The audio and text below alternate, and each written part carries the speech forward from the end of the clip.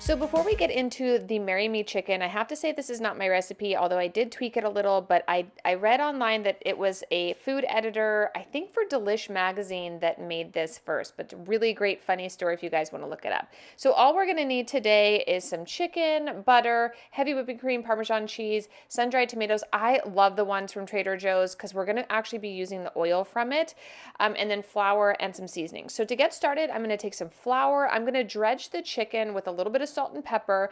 I want to tap some of that excess flour off. You don't want them to be, we're not trying to make fried chicken. We're just trying to give it a nice coating because we're going to actually fry this in butter and olive oil. So what I like to do is just tap most of that off, and then I'll set it aside because we're going to actually bring that over to the stovetop. But I'm using a majority of this. I will be making it. Again, we have 4 kids, so a lot of times I will make recipes that can be altered for the children because not all of them are going to eat this. So I'm going to save some of that chicken, chop it up for the kids.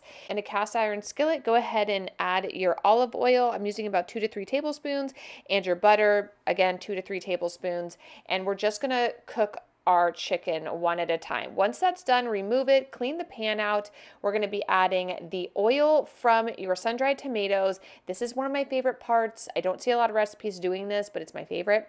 And some butter. Kind of start to clean off the bottom of the pan, and then we're going to add our garlic. I kind of let this sit for about a minute just to get fragrant and translucent. Then I'll be adding in the chicken stock. Let this simmer down for a good 5 minutes. That's way too much chicken stock, but what you want is the chicken stock to infuse into the garlic. Once you kind of feel like it's simmered down a bit, we're going to add heavy whipping cream.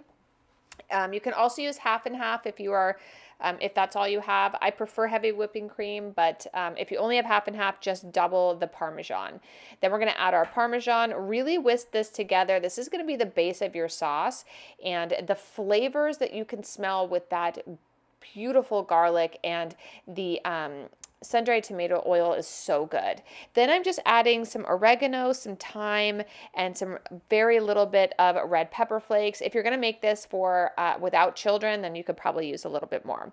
Then just go ahead and dump in your sun-dried tomatoes. Watch that beautiful color transform into a nice Valentine's Day red, and then we are going to sink in our chicken. Again, I'm saving some of this chicken for my children who will not participate in eating the Marry Me chicken, so that way I don't have to make 2 meals. I always do my recipes this way. I recommend it if you've got some picky eaters, which is okay.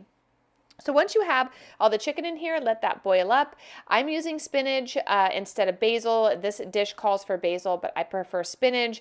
I like to eat basil in the summertime, and for whatever reason, I've just always done it this way, but you can definitely substitute the spinach for basil. Then go ahead and add it to a nice plate. Open a delicious red wine. I highly recommend a Merlot with this, and go ahead and add some of those giblets on top. I absolutely love this dish. You make it for someone you love. Make it for yourself. Who cares? I loved it. I had 3 pieces of chicken and it was delicious. You can also add a bit of pasta under this. Either way, you guys are going to love it. And if you want to check out the recipe, it's in the descriptions down below. I'll see you in the next video real soon. Bye.